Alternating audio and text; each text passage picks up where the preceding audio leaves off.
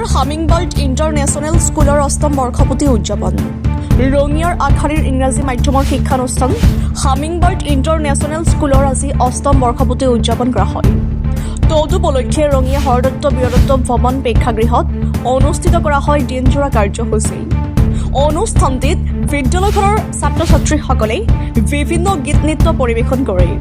পুৱা পতাকা উত্তোলনেৰে কাৰ্যসূচীৰ শুভাৰম্ভ কৰা হয়। ইয়াৰ পিছতেই স্মৃতি তৰ্পণ আৰু বন্তি প্ৰজ্বলন কৰে বিদ্যালয়খনৰ পৰিচালন সঞ্চালক ডলি শইকীয়াই।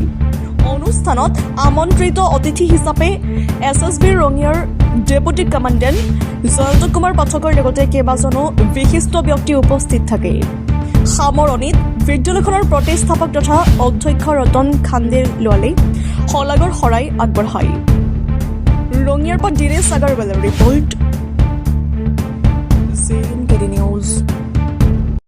আজি আমাৰ হামিংবাৰ্ড ইণ্টাৰনেশ্যনেল স্কুলৰ annual day with parents day. আমি প্ৰতি বছৰে আমি প্ৰগ্ৰেম অনুষ্ঠিত কৰোঁ।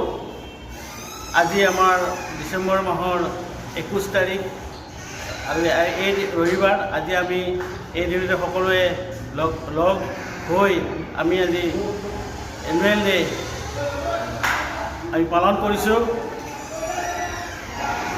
ইয়াত সকলো মই অভিভাৱক অভিভাৱিকা আৰু মৰমৰ ছাত্ৰ ছাত্ৰীখিনিক শুভেচ্ছা জ্ঞাপন কৰিছোঁ। ধন্যবাদ।